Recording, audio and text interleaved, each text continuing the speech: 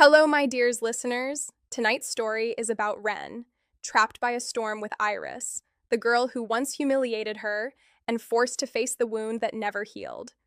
Because sometimes the person who broke your voice returns as the one who finally helps you speak again, slowly and honestly after all. When I reached the podium, the storm had already begun practicing against the windows.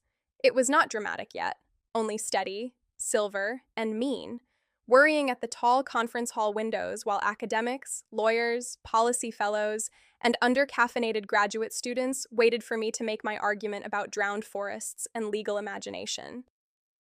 Environmental literature had given me permission to stare out windows and call it research. It had also given me an excuse to avoid eye contact until the moderator said my name. Ren Calloway, Rainier State University. I stood. My hands did not shake. That was new.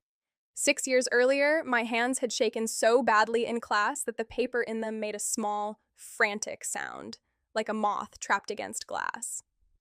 I had hated myself for that sound. I had hated that fear had a texture, and that mine was cheap printer paper. Now I set my conference paper on the lectern, adjusted the microphone, and began. The first sentence came cleanly. Then the second.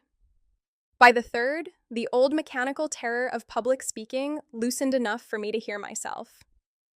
I spoke about shorelines not as boundaries, but as ongoing arguments, about communities asked to narrate loss before anyone had agreed to stop causing it, about law arriving too late and literature arriving too gently. My voice was low. It carried. Someone in the second row nodded. Confidence, I had learned, was not a shining quality you either had or did not have. Sometimes it was only the moment you realized panic had not killed you yet, and the remaining time could be used for something else. When the questions came, I answered them. Not perfectly.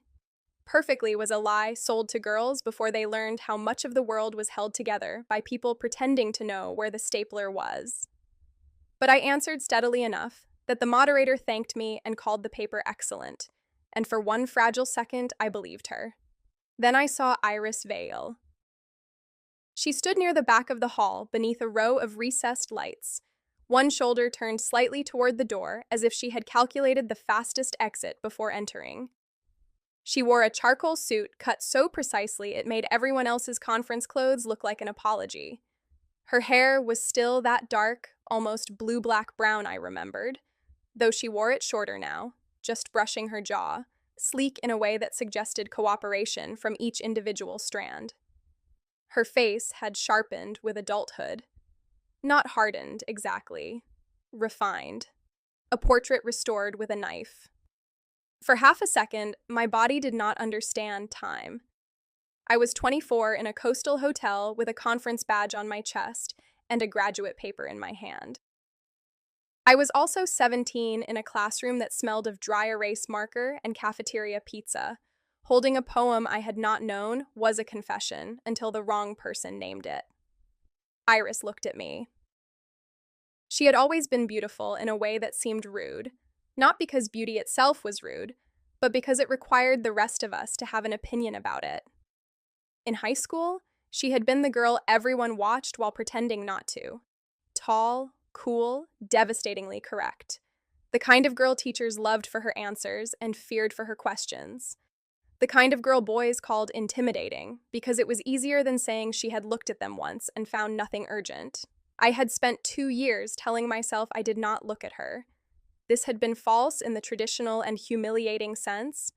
Now her eyes met mine across a room full of professionals discussing floodplain management, and something in me performed the emotional equivalent of dropping a tray in a cafeteria. Her expression barely changed. It never had to. Iris Vale could make a fraction look like a verdict, but something moved through her face, gone almost before I could name it. Recognition, surprise. And beneath both, maybe, dread. Good, I thought, with a savagery that did not flatter me. Good. Then I looked away. I gathered my notes, accepted a few murmured compliments, and escaped into the corridor with the first bright ache of triumph, already spoiling under the pressure of memory. For the next 2 hours, I avoided Iris with the attentiveness of a fugitive. Academic conferences were designed for avoidance. Parallel panels, crowded elevators, and coffee tables, dense enough to form a shield. Whenever I heard a low woman's voice behind me, my spine became a power line. By late afternoon, the storm stopped practicing and became fluent. Rain struck the hotel in hard sheets. The windows at the end of the main corridor showed a parking lot blurred into silver and red smears, brake lights reflecting in water that had begun to pool over the painted lines. People clustered near the glass with phones in hand. Conference staff moved quickly between tables, their polite smiles beginning to fray. At 4:17, a conference organizer stepped to the microphone and announced that Highway 101 was closed north of town, the South Road was flooded near milepost 38, and the bridge toward Alder Point was restricted to emergency traffic. The room changed shape around those words. The organizer recommended that anyone staying at the Marrow Bay Hotel remain on site, and that anyone lodged elsewhere coordinate with the front desk before attempting to travel. I was not staying at the Marrow Bay Hotel. Because graduate stipends were a form of institutional comedy, I had booked a room at the Sandpiper Motel, 6 blocks inland, cheaper by enough money to matter. Under normal circumstances, 6 blocks was nothing. Under current circumstances, it might as well have involved crossing the Bering Strait in a cocktail dress. I had left my overnight bag with the concierge that morning because I had imagined myself as a woman who made sensible logistical choices. My bag was here. My room was not. By the time I reached the lobby, it had become a minor disaster theater. People stood in damp clusters, asking questions no one could answer. Outside, wind shoved rain sideways under the portico. The woman behind the front desk had a headset, a tight bun, and the calm of someone whose soul had briefly stepped out for air. When my turn came, I put both hands on the counter. "Hi, I'm here for the conference. I'm booked at the Sandpiper, but I don't think I can get there safely, and my bag is here. Is there any chance—" At the exact same moment, a voice to my right said, "Excuse me, I'm sorry, I was told to check whether any rooms had opened." I knew that voice before I turned. Of course I did. Some humiliations had excellent acoustics. Iris stood beside me, rain shining on her coat, conference badge turned backward against her lapel. Up close, she was worse. More human, which was worse. There were faint shadows beneath her eyes, a small vertical line between her brows, and the clean scent of rain, wool, and cedar. The front desk manager looked from me to Iris. "Are you together?" "No," we said at the same time. The word came out of me too quickly. It came out of Iris too quietly. The manager's expression did not change, but I saw calculation move behind her eyes. 2 women, both solo, both stranded, one lobby full of people, one storm getting worse. Names: Wren Calloway. Iris Vale. Her fingers moved over the keyboard. A child cried near the fireplace. Someone dragged a suitcase wheel through a puddle and left a dark trail across the tile. Iris kept her gaze fixed on the small brass sign that said, "We are delighted to welcome you," a statement history would judge harshly. The manager inhaled. My stomach dropped before she spoke. "I have 1 room," she said. "It was held for a late arrival from the ferry list who just canceled. It's a king room, 1 bed. I'm afraid that is genuinely all I have." Silence widened. Not ordinary silence. This silence arrived with luggage, unpacked 6 years of unfinished history on the marble counter, and began folding shirts. "There must be another option," Iris said. Her voice was calm. Very calm. So calm it was nearly floating face down. "If there were, I would offer it," the manager said. "The ferry cancellation pushed us past capacity. I can provide extra blankets. We may have a rollaway later, but I can't promise one." I thought of the 6 blocks to the motel, the rising water, the wind, my bank account, sleeping upright in the lobby while conference men discovered conversational persistence after 2 drink tickets. "I can sleep in a chair," I said. No, Iris said immediately. I turned toward her. Her eyes flicked to mine. That is not practical. How generous of you to be concerned with my spinal alignment. Something passed through her face. It might have been pain if pain had been raised to have manners. I meant the room should be divided reasonably. Reasonably, I repeated. The manager looked like she would rather perform minor surgery with a cocktail fork. I can put the room under both names and split the reduced emergency rate. Iris reached for her wallet. Put it on my card. No, I said. Her hand stilled. I'll pay half. You don't need to. I didn't ask what I needed. The line between her brows deepened. Fine. Fine. The national anthem of women who would rather walk into the sea than admit they were hurt. We checked in like diplomats signing a treaty neither country intended to enjoy. The manager handed over 2 key cards and an apologetic smile that implied she would think of us later and hope we had not murdered each other with the ice bucket. The elevator ride lasted 11 years. A man in a fleece vest joined us at the last second, carrying 3 poster tubes and smelling of wet nylon. Some storm, huh? He said. Yes, Iris said. Sure is, I said. He looked between us and wisely became fascinated by the floor numbers. Room 417 waited at the end of the hall. Iris unlocked it, then stepped back to let me enter first. The courtesy irritated me so much I nearly laughed. The room was exactly what I feared. Tasteful, warm, intimate by architectural conspiracy. A king bed dominated the center, white linens tucked so tightly they seemed morally judgmental. There was one upholstered chair, one small table, a desk by the window, and a view of the ocean mostly erased by rain. One bed. Of course, one bed. Not 2 doubles due to a clerical error blessed by God. One enormous bed with too many pillows and a throw blanket folded at the foot like a dare. I set my bag down by the desk. Well, Iris closed the door behind us. The latch sounded final. I'll take the chair, she said. It doesn't recline. I've slept in worse places. Have you? Her gaze came to mine. The Iris in my memory would have answered with money, silence, or some elegant slice of condescension.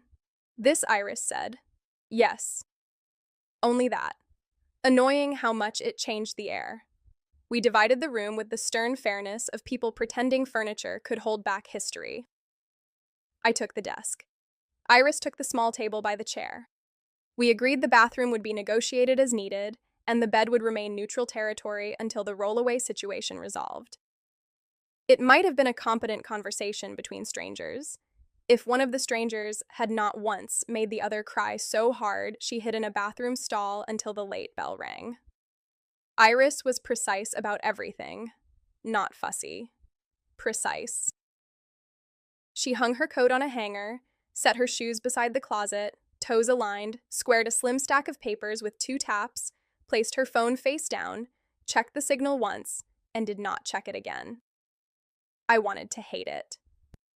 Instead, I found myself watching her wrist. There was a scar there, pale against the inner skin, not long but noticeable once I saw it. It crossed just above the place where a pulse could be taken. Not the kind of scar that invited a story, the kind that made you look away, because asking would reveal you had been looking. I looked away. The first hour passed in hostile productivity. I opened my laptop and stared at my paper. Iris read printed pages with the kind of stillness that made movement elsewhere seem vulgar. She did not fidget. Her eyes moved, one finger sliding down the margin as if guiding a blade. The rain filled the silence until it became our third roommate.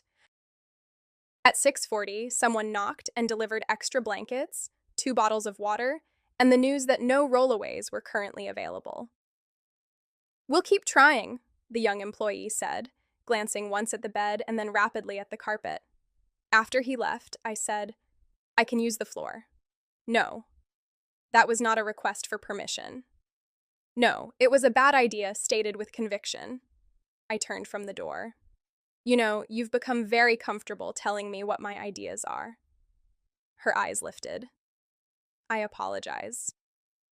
The apology was immediate. Too immediate. Like a reflex she had trained into herself, or a door she shut before something else could come through. You don't have to be so painfully polite, I said. We're not at a deposition. I've never been at a deposition. Mock trial, then. I don't do mock trial. Of course, too theatrical. This time, the small movement at her mouth carried less almost humor. Too imprecise. God forbid. She set the pages down. Wren.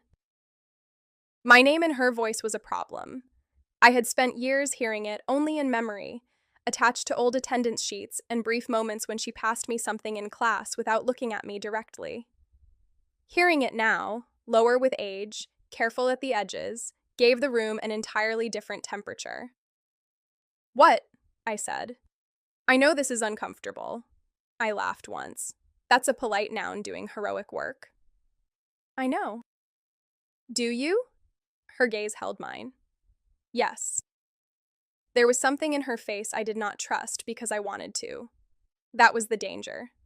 Not that Iris Vale might still be cold. I knew what to do with cold. I had survived cold. The danger was that she might be sorry, and some unconsulted part of me had been waiting years to hear it. I picked up the room service menu. Do you want dinner? The shift was not subtle. Iris accepted it anyway. You choose. I'm not choosing for both of us. Then I'll have whatever is easiest to split. You make dining sound like civil procedure. It often is. I ordered grilled cheese, fries, and chowder because storms made me regress into a person who believed melted cheese had medicinal properties. When the food arrived, we set it on the small table. There was not enough room to eat at a civilized distance, so Iris sat in the chair and I sat on the edge of the bed, angled away as if modesty were the issue. Room service dinner with your former almost ruiner had a particular flavor. Tomato soup? Salt? Repressed accusation? I dipped grilled cheese into chowder because I had lost the will to respect categories. Iris noticed and did not comment, which was either restraint or judgment. With her, the two had always dressed alike. Say it, I said. She paused with a fry halfway to her plate. Say what? Whatever your face is saying. My face is not saying anything. Your face is writing a dissent. Her eyes lowered to my bowl. I was only wondering whether that combination worked. It does. I believe you. No, you don't. I believe you have strong feelings about it. I snorted. The sound surprised us both. Iris looked down quickly, but not before I saw the smallest smile break through. It was devastating. Not because it was grand, because it was private and uncertain, like a candle cupped against wind. I hated that I wanted to see it again. The lights flickered. The room disappeared so suddenly my breath caught. The television standby light vanished. The bathroom fan stopped. Rain and wind rushed forward, no longer background, but body. Somewhere in the hallway, someone yelped. Emergency lighting under the door gave the room a thin, reddish seam. I used to hate storms, Iris said in the dark. The sentence appeared with no warning. I turned toward where I knew she sat. Used to? Still do. I've become better at not making it everyone's problem. The power returned with a hum. Light filled the room too brightly. Iris sat rigid in the chair, one hand closed around the edge of the table, knuckles pale. It cost her, that sentence. I could see it. The admission had left some part of her uncovered and furious with itself. I could have mocked it. A younger, meaner part of me wanted to, not because storms were funny, but because vulnerability from Iris felt like a weapon placed too near my hand. Instead, I said, I used to sleep through them. Her eyes lifted. Not because I was brave. My room was in the back of the house, away from the big maple. My mom said if the tree fell, it would hit the kitchen first, which was supposed to comfort me somehow. That sounds ineffective. It was, but I liked the rain anyway. It made the house feel less lonely. I had not intended to say that. The word sat between us, small and damp and undeniably mine. Iris's expression softened in a way I had no defense against. Was it? What? Lonely. I could have lied.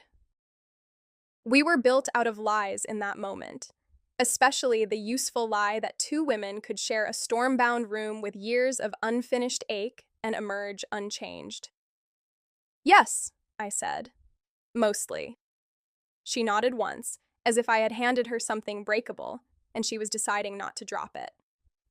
My parents' house was never quiet, she said, but it was lonely. I tried to picture it. The Vial house had been on the hill above town, white columns and old trees, the kind of place people mentioned with either admiration or resentment depending on their tax bracket. It looked quiet from outside, I said. That was the point. The rain struck harder. There was a seam in her composure, not a collapse, not a thaw, a seam, the place where the fabric had been joined under tension. After dinner, Iris cleared the tray, despite my objection that she was turning basic decency into a competitive sport. I brushed my teeth, changed into soft gray pants and a Rainier State sweatshirt, and emerged to find her looking at an alert on her phone. The hotel says the main restaurant is closing, she said. The bar will stay open for another hour for guests already downstairs. Then they want everyone in rooms. Very end of days, but with cocktails. I need to speak with the law review editor before service disappears. Please tell me, law review editors dissolve in water. Only if cited incorrectly. She picked up her phone and coat. I'll be downstairs briefly. The room felt too small after she left. I told myself I wanted space. I lasted 7 minutes, which was not a heroic showing. Then I put on shoes and went downstairs with no plan except to be somewhere that did not contain the bed. The hotel bar sat off the lobby, all dark wood, coastal photographs, and low amber light trying to pretend weather could be decorative. It was crowded with stranded conference attendees in forced cheer. Rain blurred the windows behind the bottles. I saw Iris at the far end, phone to her ear, expression severe. I chose a seat near the middle with the maturity of someone avoiding a woman while entering the only room she occupied. Martin Keene appeared 2 minutes later, as if summoned by my poor choices. Wren, he said, there you are. So people keep saying. He laughed and took the stool beside me. Can I buy you a drink? I'm fine with water. Come on, storm rules. Water is good. Water it is. I'm adaptable. Martin ordered a local IPA and began telling me about a road trip through wildfire country, leaning closer every time the bar got louder. I answered politely, then less politely. He did not notice the downgrade. Across the room, Iris lowered her phone. I felt her attention before I looked. She stood near the windows, coat over one arm, watching Martin's shoulder angle toward mine. Her face revealed almost nothing. Unfortunately for her hand tightened around the phone so hard I could see the pale line of her knuckles from 15 feet away. Martin did not notice. The bartender noticed. I noticed the bartender noticing and briefly considered perishing. So, Martin said, are you here alone? A simple question, probably. A loaded one, definitely. Not exactly, I said. Iris's gaze flicked to mine. Martin followed my glance and smiled at her with generic collegial friendliness. Oh, you two know each other? Unfortunately, I said.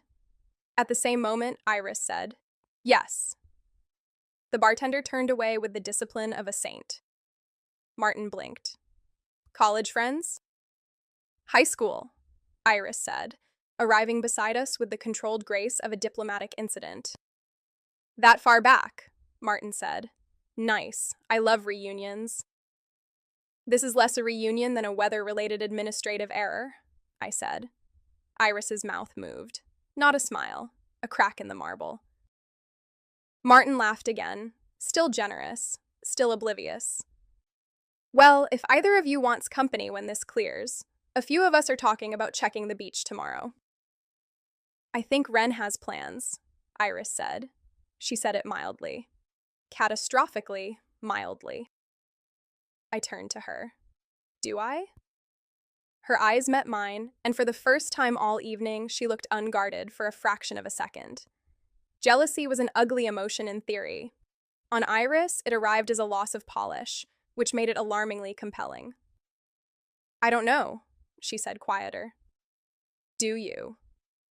Martin looked between us and finally, blessedly, began to sense architecture where he had assumed open land. I should check on my group, he said. Good to see you, Ren. Iris. He left with his beer and the faint expression of a man backing out of a room where a family argument had turned out to be in progress.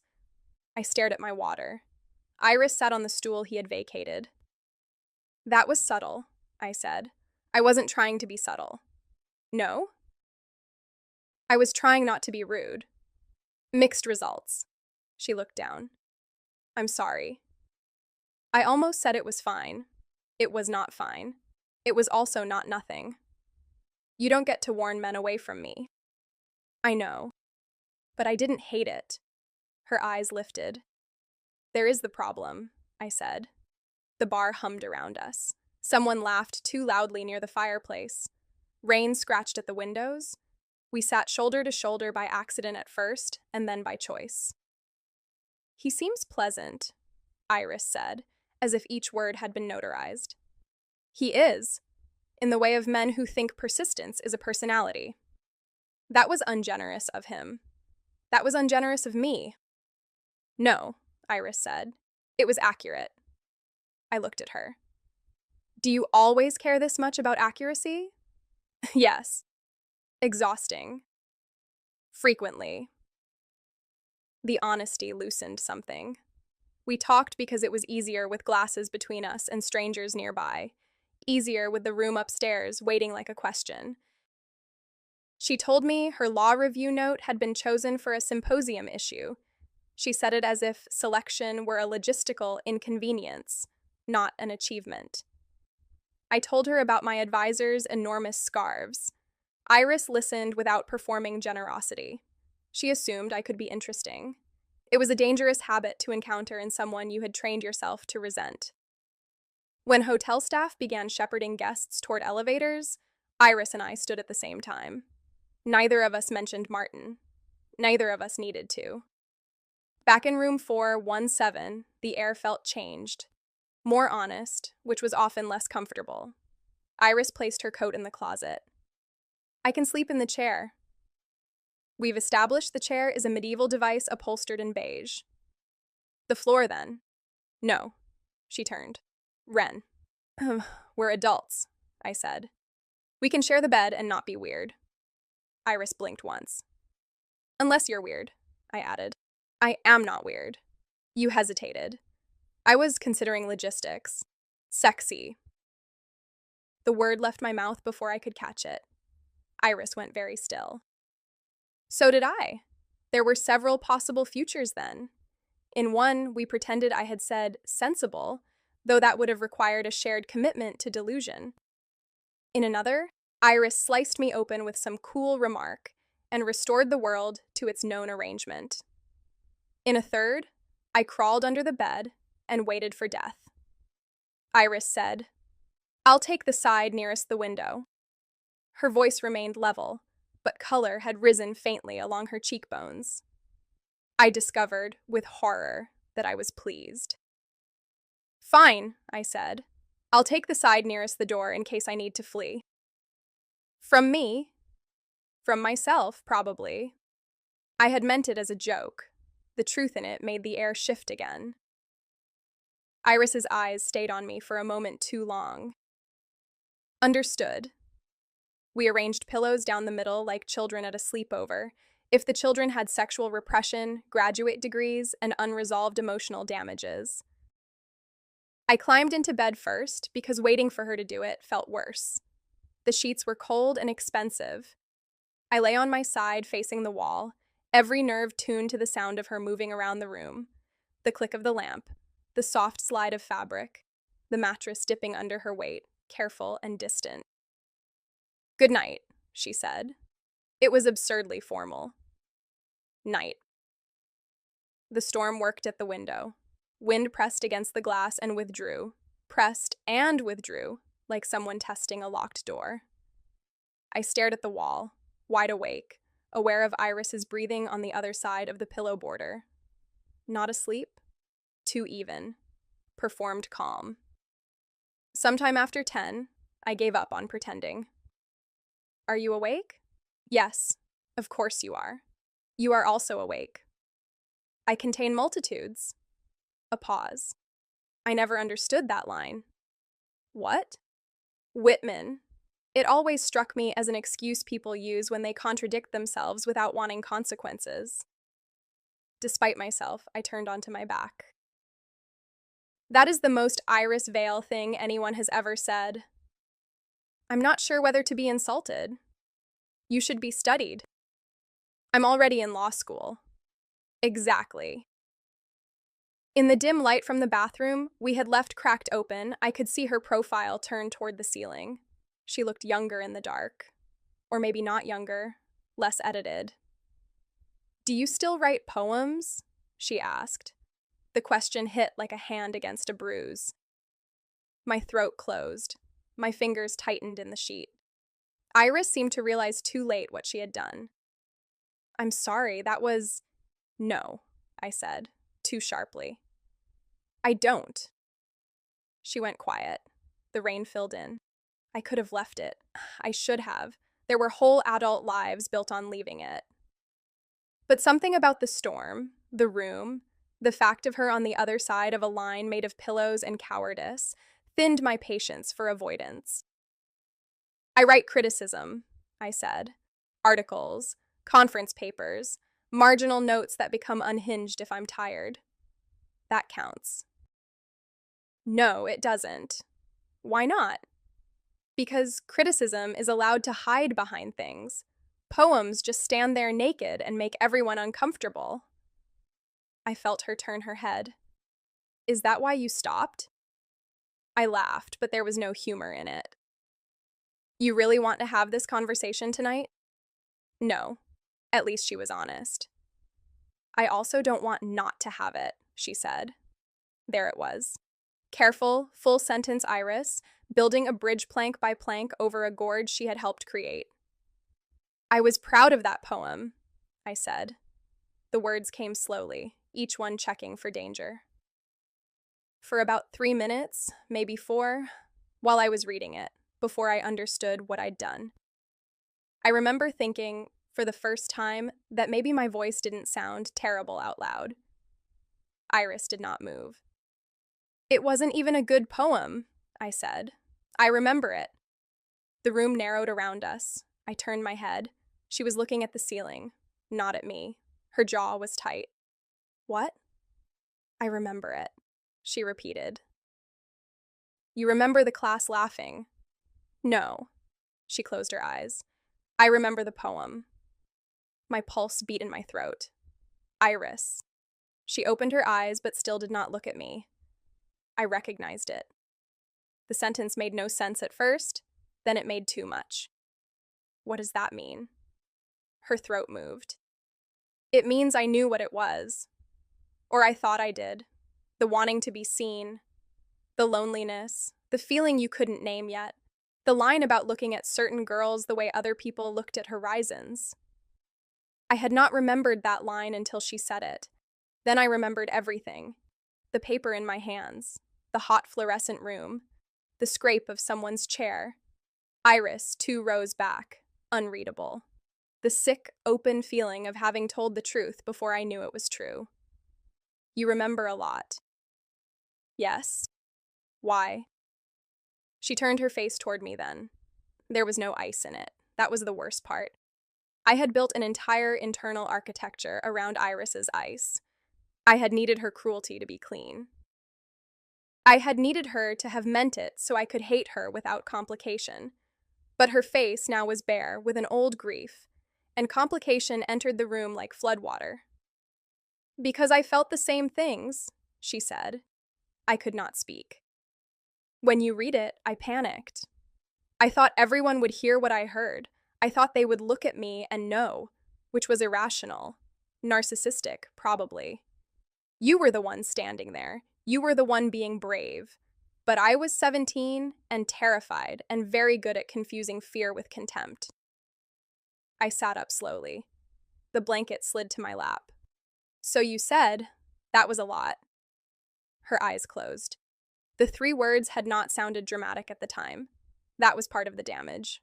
They had been flat, small, easy for the class to laugh at because Iris had given them permission. That was a lot. Too honest, too strange, too Ren. Yes, Iris said, and everyone laughed. Yes, and I cried. I know. You didn't look sorry then. I was trying not to look like anything. You succeeded. The words came out hard enough to cut. She took them. No flinch, no defense, only a stillness that looked practiced and awful.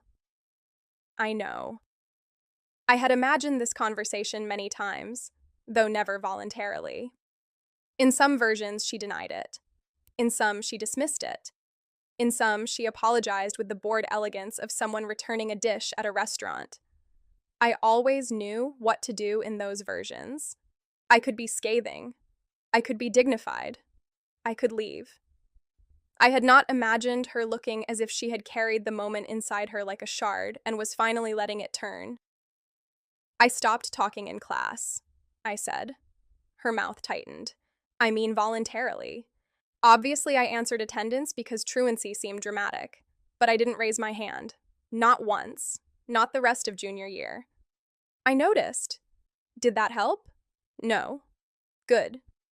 The word surprised me with its ugliness. I did not take it back. Iris looked at me. You don't have to make this easy for me. I wasn't planning to. I'm sorry, she said. It was not elegant. There was no theatrical tear, no perfect speech. Her voice scraped faintly on the second word, and she looked humiliated by how much she meant it. I am sorry for what I said, she continued. I am sorry for choosing the cruelest possible response to your courage because I was afraid of my own reflection in it. I am sorry I let them laugh. I am sorry I made you pay for something that was mine to understand. I have thought about it for years, and that does not help you, and I know that. But it is true. The bed felt too soft beneath me. The room felt too warm. My skin did not know what to do with apology. I wanted to forgive her immediately, which made me furious. I wanted to hurt her, which made me ashamed. I wanted to touch her, which made no sense and too much sense. I looked down at my hands. I don't accept that yet. Okay. No, not okay like you're being gracious. I didn't mean, I know what you meant. I pressed my palms against my thighs. I mean, I don't accept it yet because part of me wants to, and I don't trust that part. She has historically terrible judgment. Iris was quiet. I spent years making you simple, I said. You were the girl who said the thing. That was useful. You were useful to me as a villain. I understand. I'm not done. My voice shook. I continued anyway. And now you're here being complicated and sorry and still somehow irritatingly beautiful, and I don't know what I'm supposed to do with that. Her eyes widened slightly. There it was.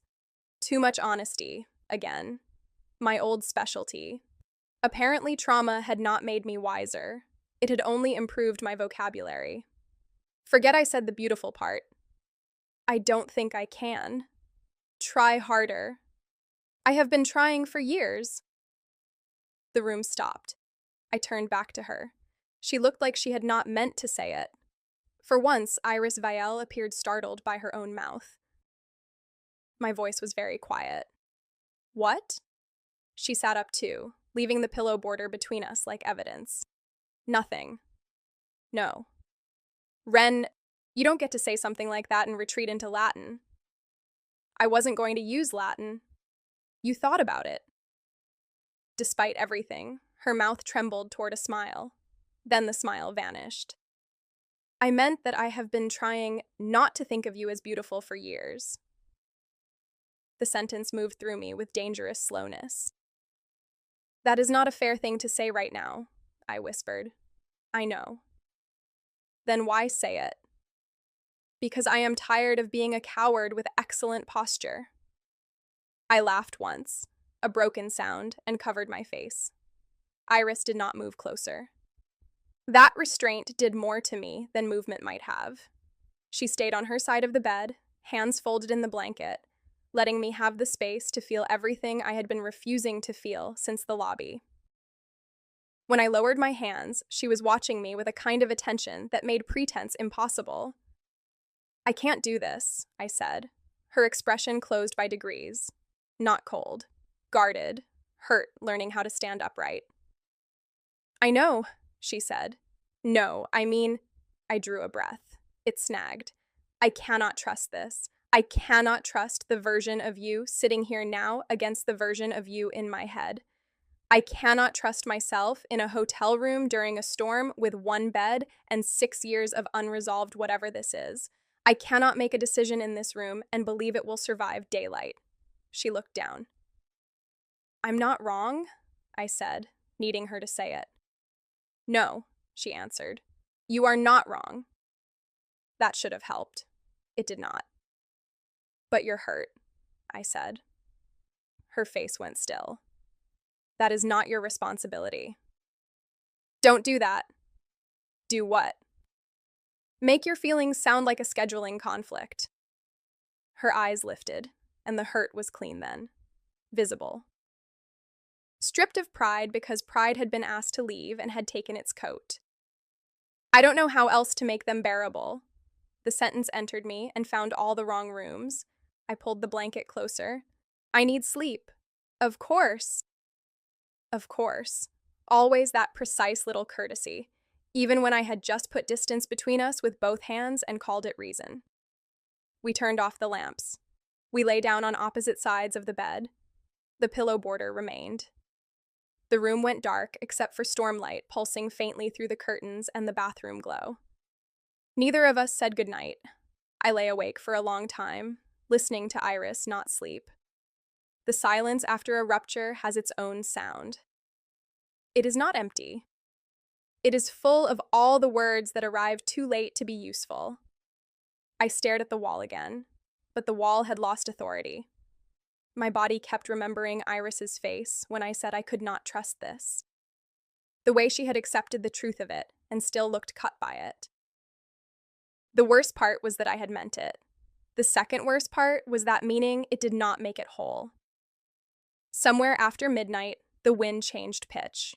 It rose from a low shove to a high, keening pressure that made the window glass tremble. Rain battered the building as if the ocean had climbed into the sky and was trying to get back in through the 4th floor.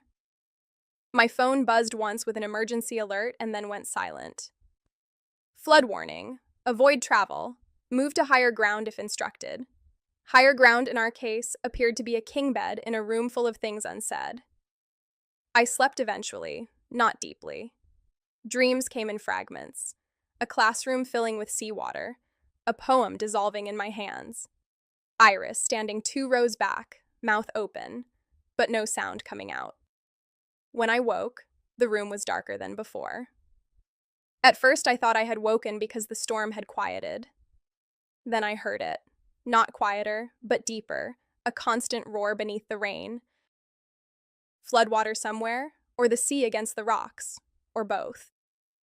The bathroom door was still cracked. The bed beside me was empty. Iris stood at the window. The curtains were pulled open a few inches. Gray-black stormlight outlined her figure, one arm folded across her middle, the other hand resting near the glass without quite touching it. Her hair was loose from sleep. Her posture was not the perfect line I had learned to expect. It bent slightly inward, as if the weather had found the place where she was tired. I should have let her have the moment alone. I did not. Is the ocean still there? I asked. She turned her head. Unfortunately.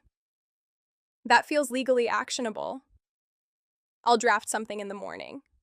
Her voice was low, roughened by lack of sleep. I pushed the blanket aside and stood. The carpet was cold under my feet.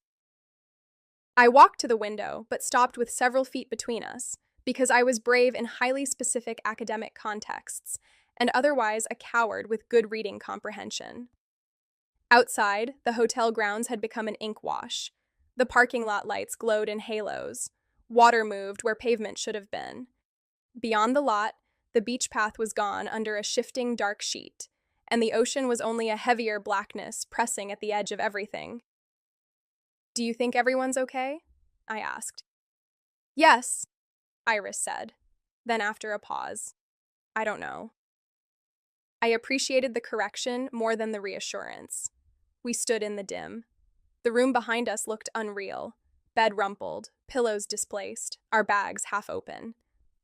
"I used to think leaving town would fix me," I said. I did not know why I said it. Maybe because night conversations have different laws. Maybe because seeing the flooded path made geography feel less reliable than usual. "Our town?" she asked. Both the town and the person I was in it. I thought if I got far enough away, I would become someone with clean edges, no old versions sticking out. Did it work? Sometimes. At school, people only knew the version I introduced. I could be quiet without everyone assuming I was pathetic. I could speak and have it be news. I dated men who liked that I seemed thoughtful. Iris was very still. "They were nice," I added, because even now I felt the need to defend fictional defendants no one had charged. "Mostly. One made excellent pancakes and used the word journey too much. Another cried during nature documentaries, which I respected, though he also kept calling my workbook ecology." A small sound escaped Iris. Almost a laugh. Almost grief. "I kept waiting," I said, "for the feeling people meant when they said want. Not admiration, not comfort, not the pleasant relief of being chosen by someone acceptable. Something else, something that made me less able to lie to myself." "And?" she asked, and I decided maybe literature had ruined me. "That is possible. Thank you. But I doubt it." I swallowed. She looked back at the storm. "I thought becoming perfect would fix me." I did not speak. "My family valued control," she said. "Not discipline. Control. My father could make a dinner table feel like a courtroom. My mother could identify weakness in the way someone set down a fork. They loved me in the way people love an investment they expect to mature." The old Vial house appeared in my mind, white and quiet on the hill. When I was young, I thought if I performed everything correctly, I would become someone who did not want incorrectly. The word incorrectly sat there, obscene in its restraint. "Girls," I said softly. Her eyes closed briefly. "Yes." It should not have surprised me. She had told me already. Still, hearing it in the dark made something in me ache for both of us. For the girls we had been, standing on opposite sides of the same unnamed thing and treating each other like danger. "I didn't even know," I said.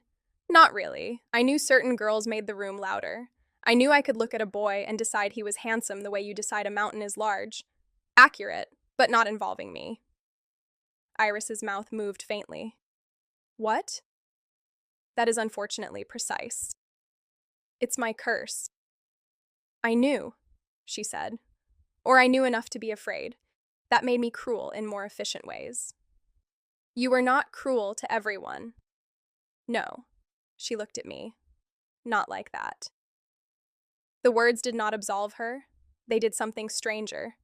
They placed us both back in that classroom with more mercy than I had allowed. Not enough to erase the laughter. Nothing erased that.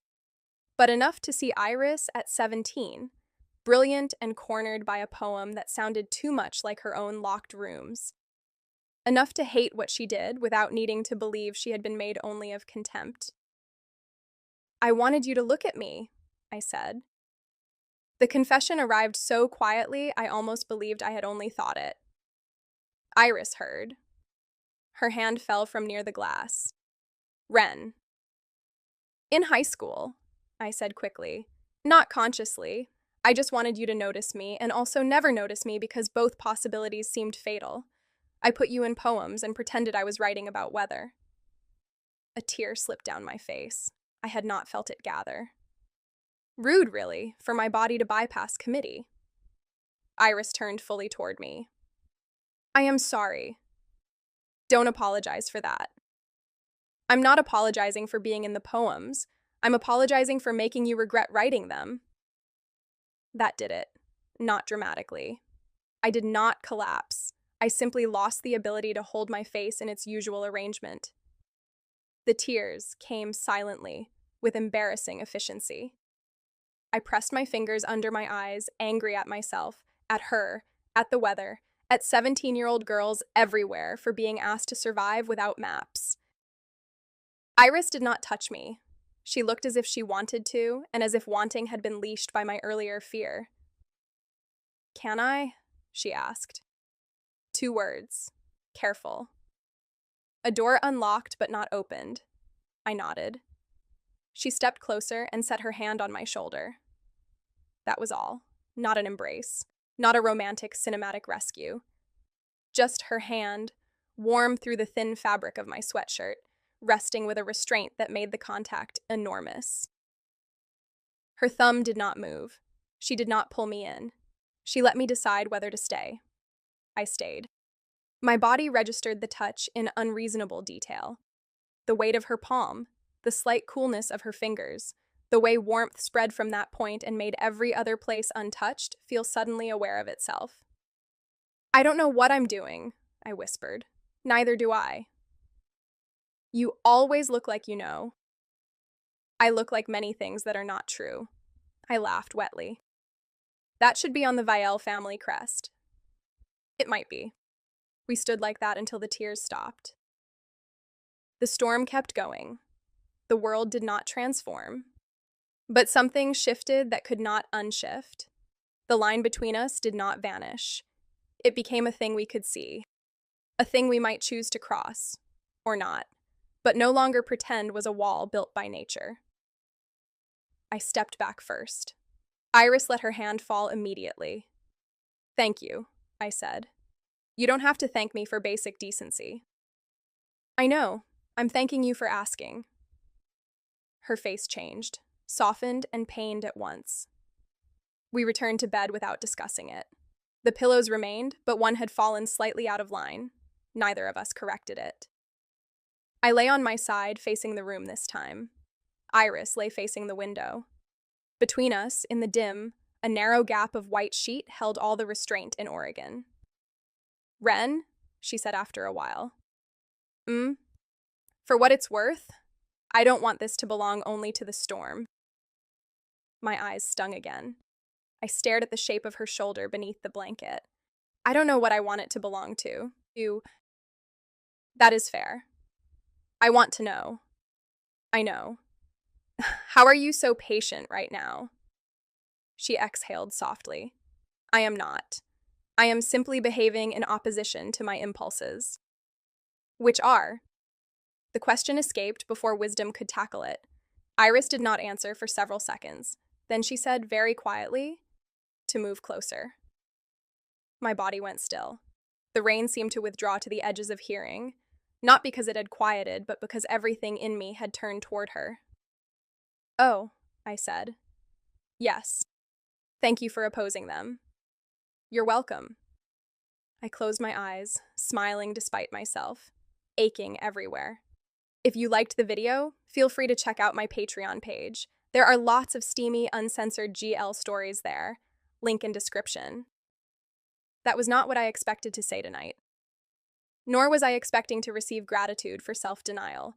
But conferences are educational. The laugh came out before I could stop it. This time I did not try. Iris's shoulder moved. She was laughing too, quietly, carefully, like someone trying a language she had once been punished for speaking.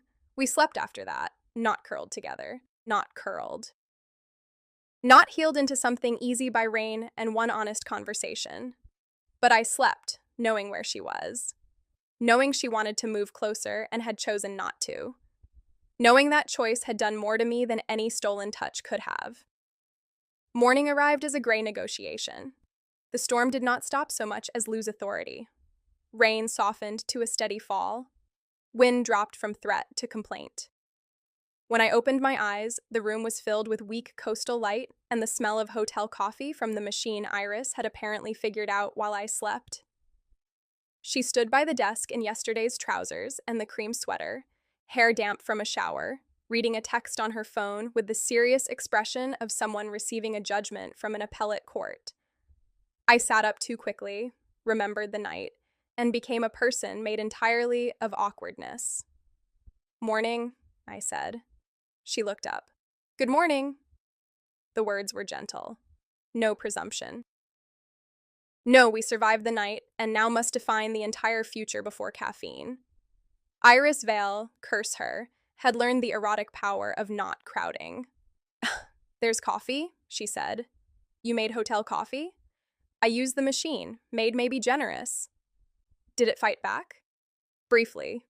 "Who won?" "The machine. But I negotiated acceptable terms." I took the paper cup she offered. Our fingers brushed. It was not an accident this time. Or if it was, neither of us could afford to investigate. The touch lasted less than a second and altered my understanding of temperature. The morning updates said some roads remained closed, the North Highway might reopen by afternoon, and the conference had canceled all morning panels because even academia occasionally surrendered to water. My mother's texts arrived in a cluster once service returned, each with more punctuation than the last. I called her from the bathroom while Iris politely pretended not to hear through the thin door. I told my mother I was safe, indoors, fed, and not floating past a gas station. She told me to stay where sensible people were and to distrust any man in a waterproof jacket who called himself useful. I did not tell her about Iris. Not yet. Some truths were seedlings. You did not expose them to every weather system at once.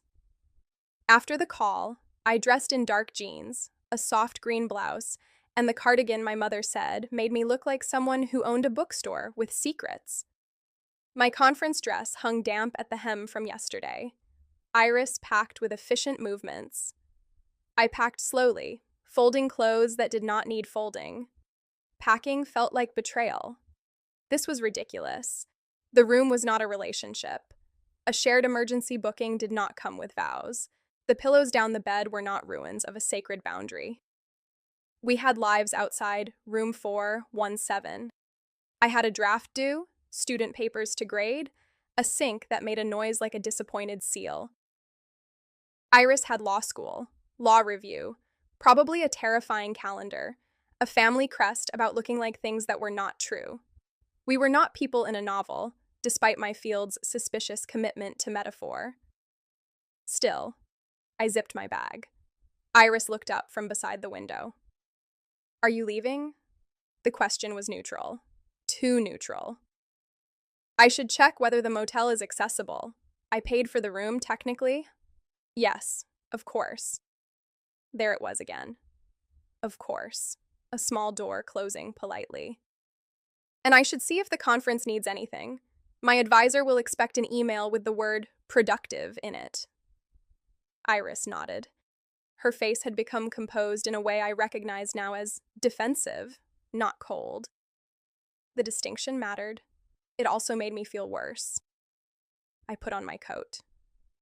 "Thank you for the coffee." "You're welcome." "And for—" I gestured vaguely at the room, the night, the fact that my emotional life had been dragged from a flooded ditch and asked for identification. "Everything. Ren." My hand was on the suitcase handle. I looked at her. She stood near the window, suitcase still open on the luggage rack. She had not finished packing.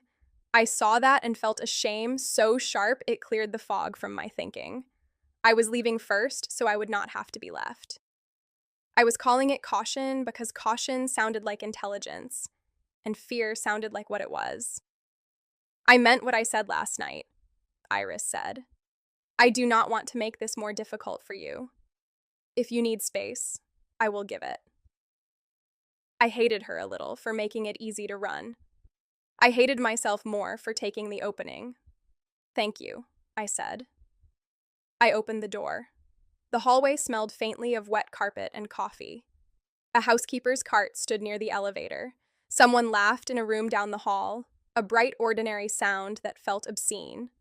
I rolled my suitcase across the threshold. Then I stopped. There are moments in life when the self you have practiced being meets the self you might become, and both of them stare at each other in a hallway under emergency lighting.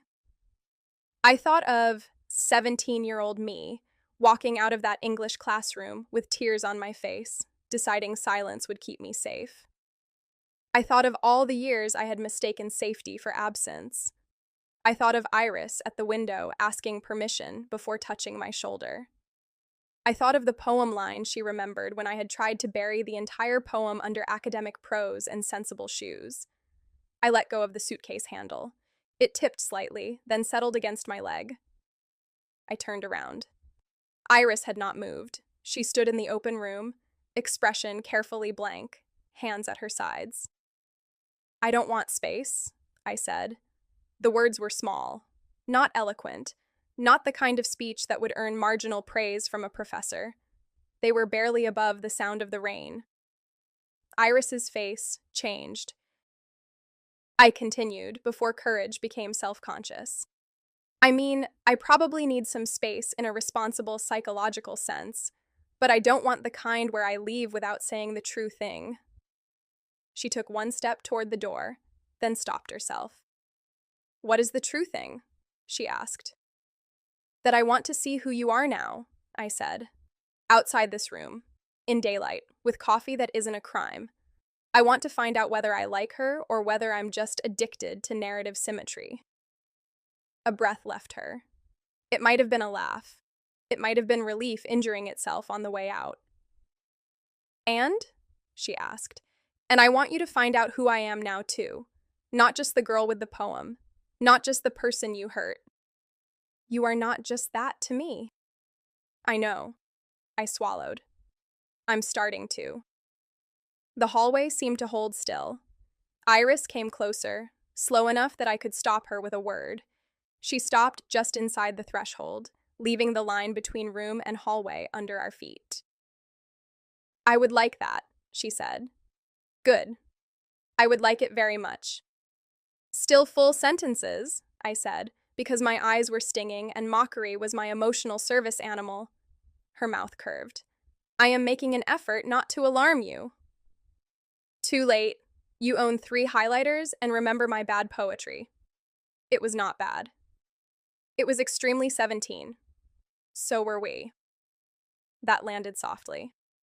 Yes, we had been extremely 17.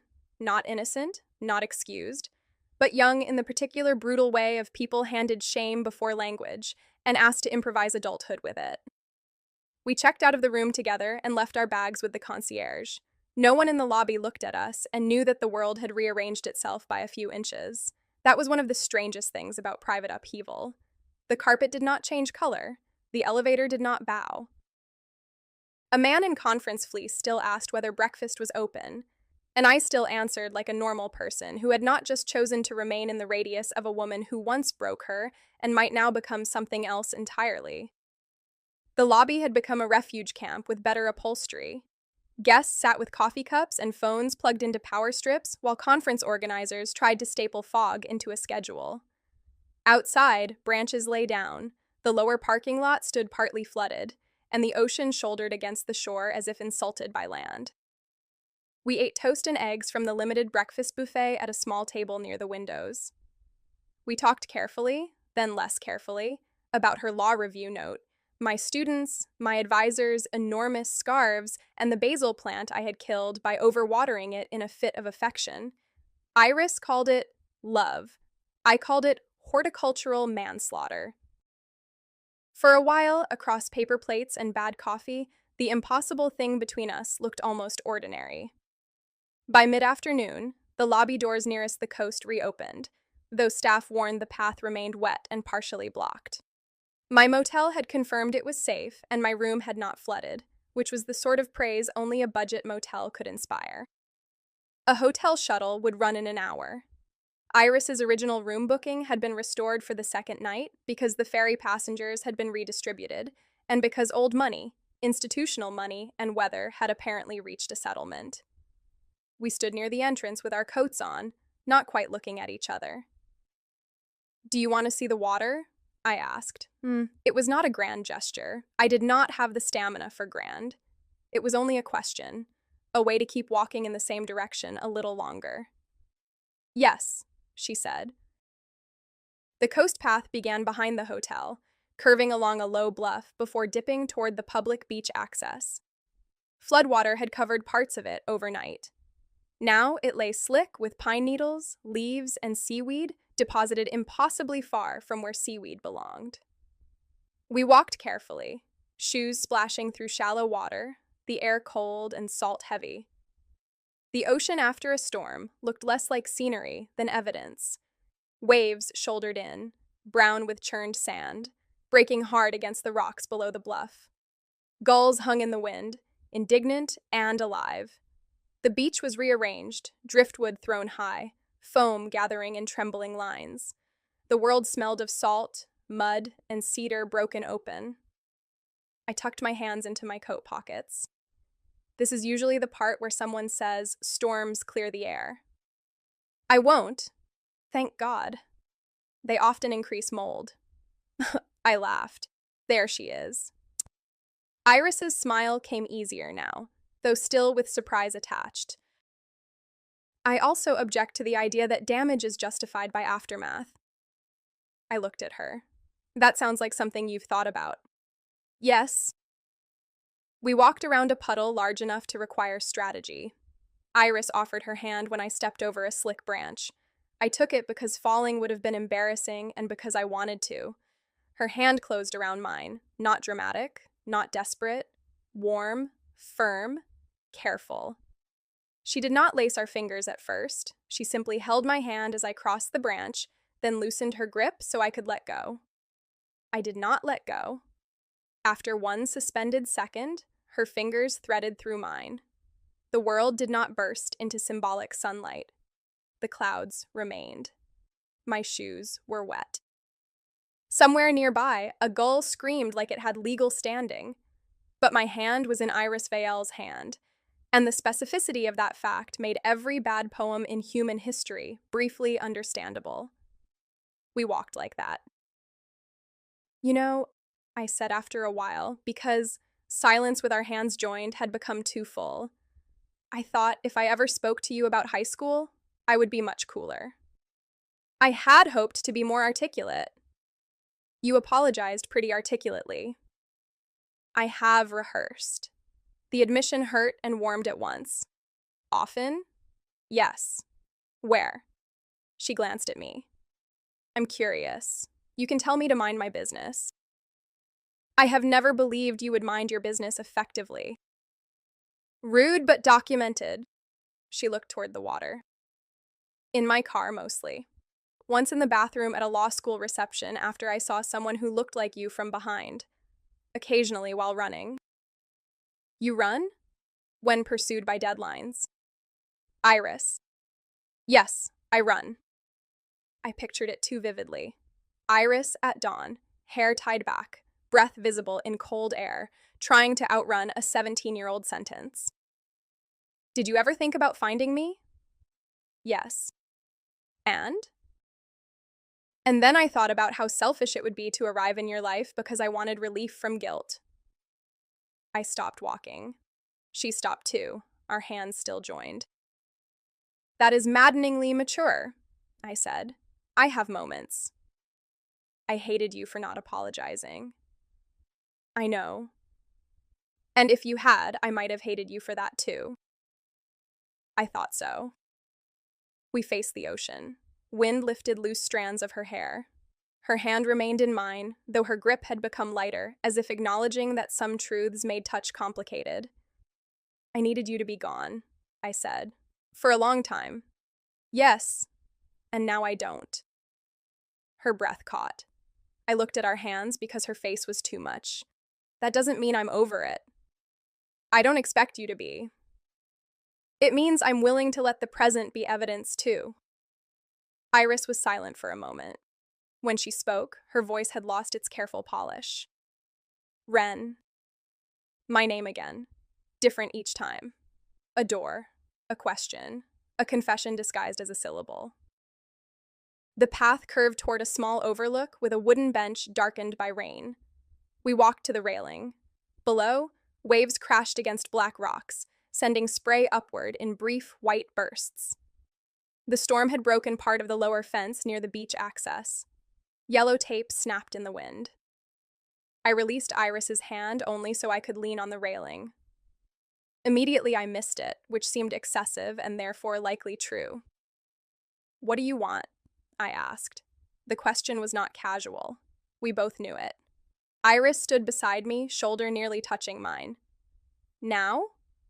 Yes, but also not just now. She looked out at the water for a long time. I let her. Iris had spent years answering quickly because quickness looked like certainty. I wanted the answer she had to find, not the one she could perform. I want to know you, she said. Not as penance, not as a story where, if you forgive me, I become absolved and useful. I want to know the woman who made that argument yesterday.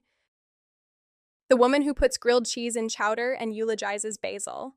The woman who writes sentences in the margins because the page is too small for what she thinks. The air left me quietly. I want to be known by you, she continued, and that cost her more. I heard it. Which is more frightening. I want you to see the parts of me that are not polished and not mistake them for defects that need concealment. I want to try, slowly, with you. Coffee. Walks. Terrible hotel coffee only in emergencies. I want to earn trust without demanding it as proof that I am not who I was. I stared at the ocean until it blurred. That was very good, I said. I meant it. I know, that's why it was rude. Her shoulder brushed mine. This time, neither of us moved away. What do you want? She asked. I had answers, plural and disorderly. I wanted to go back in time and place my hand over 17-year-old Iris's mouth before she could speak. I wanted to find 17-year-old me in the bathroom stall and tell her she would not always feel like a wound with shoes. I wanted Iris's hand again. I wanted to kiss her, which was inconvenient because I also wanted to make responsible choices and possibly consult a therapist or at least a long walk and a sandwich. I wanted not to lose myself in the first warmth offered after an old cold. I wanted to trust that wanting a woman did not mean I had been lying in every room before this one, only that I had been listening poorly. I want time, I said. Iris nodded. And I want not to use time as a hiding place. Her eyes came to mine. I want coffee on campus. The good place near the library, not the one in the law building that tastes like procedural despair. Agreed. I want to read your law review note, even though I reserve the right to be irritating in the margins. I would expect nothing less. I want you to read something of mine that isn't about governance. Her face softened. A poem? Don't get greedy. A smile. An essay, then. Maybe. The wind moved between us, cold enough to make me tuck my chin into my scarf. Iris noticed. You're cold. Brilliant legal mind. Ren. I'm a little cold. She unbuttoned her coat halfway, then seemed to think better of whatever instinct had prompted it. We should go back. We will. But I did not move. Neither did she. The first kiss did not happen because one of us lunged or because the storm arranged a cinematic cue. It happened because we both became quiet at the same time and understood the quiet differently than before. I turned toward her. She turned toward me. Close, Iris looked almost unbearably human. There was a faint freckle near her left cheekbone I had never noticed. Her lips were slightly chapped from the weather. Her eyes held caution, wanting, fear, and something steady beneath all three. Can I kiss you? She asked. I could have loved her for the question alone. Maybe that was too much too soon. Maybe love was not the right word yet. But something in me moved toward the care of it, the way a plant moves toward light without having to define the sun. Yes, I said. She lifted one hand, slowly, and touched my cheek with the backs of her fingers first, as if asking a second time in a language made of skin. I leaned into it. Her palm settled warm along my jaw. Then she kissed me. Unhurried. Chosen. Not stolen from the weather or from guilt or from the old classroom where both of us had been too young to be gentle with what we wanted. Her mouth was soft and careful at first, giving me room to change my mind. I did not. I stepped closer, one hand finding the front of her coat, fingers closing in the damp wool. The second kiss came with a small sound from one of us. I could not have said who. It did not matter. It was not polished. It was not practiced. It carried the weight of everything we had said and what we had not yet earned the right to say. Kissing Iris did not erase the past. That was the mercy of it. It made no grand bargain with memory. It did not turn pain into destiny or cruelty into flirtation, or the classroom into a cute origin story we would someday tell over wine while friends laughed. It simply existed beside the past, warm and real and present, evidence that the past was not the only witness allowed to speak. When we parted, her forehead rested lightly against mine. The ocean broke below us. My breath came unevenly, visible in the cold air. Still scared, she whispered. Yes. Me too. Good. She laughed softly, and I felt it against my mouth before she moved back. You have unusual criteria for romance. I study environmental literature. My standards are mostly about survivability. I will do my best to be sustainable. That was terrible. I know. I regretted it immediately. I kissed her again for that, shorter, smiling into it, and felt her composure fail in the loveliest way. Her hand slid from my jaw to the side of my neck, thumb resting just beneath my ear. Nothing hurried, nothing taken. The warmth of her body near mine was not a solution. It was an invitation to continue. Eventually, the cold made a practical argument neither of us could refute. We walked back toward the hotel with our hands joined again, fingers fitting more easily this time. The path still held puddles. The sky still threatened more rain. My motel shuttle would arrive soon. Iris still had law review emails waiting. We would have to exchange numbers, even though we both already had the kind of university directories that made privacy theoretical. We would have to return to campus and let this fragile thing encounter fluorescent lights, deadlines, old fears, and the terrible coffee near the law building. But as the hotel came into view, lit warm against the gray afternoon, I felt something I did not immediately distrust. Hope, maybe. Though I disliked the word for its lack of specificity. No, not hope as a vague upward weather, something smaller and more durable. Willingness. At the edge of the patio, Iris stopped. Your shuttle. A white hotel van had pulled under the portico. The driver stood with a clipboard, calling names from a list. My suitcase waited inside by the concierge desk. Real life, punctual and damp. I should go, I said. Yes. Neither of us let go. This is the part where one of us says something mature, I said. I am afraid I have exhausted my supply. Finally. She smiled, but her fingers tightened around mine. I looked at her, at the woman she was, and the girl she had been, and the unknown distance between them. I thought of the poem again. Not the classroom, the poem itself, the line about girls and horizons. I had been embarrassed by its earnestness for years, but maybe 17-year-old me had known something after all. A horizon was not only a thing you wanted. It was a line that moved as you moved, asking you to keep going. I'll text you when I get to the motel, I said. I would like that. And when we're back on campus, coffee. The good place near the library. With pastries, I'm not having a life-altering conversation without a croissant. Reasonable. And you can bring your law review note. You want homework assigned on our first date? I froze. Iris froze too. First date. The words stood between us, wearing no coat. Then I started laughing. Not because it was funny, though it was, but because her face had gone so carefully alarmed that I wanted to keep it forever. Our first what? I asked. Color rose along her cheekbones. I may have moved too quickly in terminology. You did ask to kiss me on a flooded coast path. That seemed more contextually supported. Then coffee? Apparently. I stepped closer, still laughing softly. Iris. Yes? It can be a date. The relief in her face was not dramatic. It was better.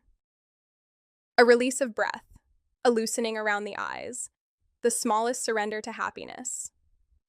Good, she said. Full sentence, please. She smiled. I would very much like to take you on a date, Wren Calloway. There were worse ways to begin again. I squeezed her hand, then finally let go because beginnings required departures, which was rude but apparently traditional. Inside, the lobby doors opened and warm air touched my back. The driver called my name. I stepped away, then turned once more.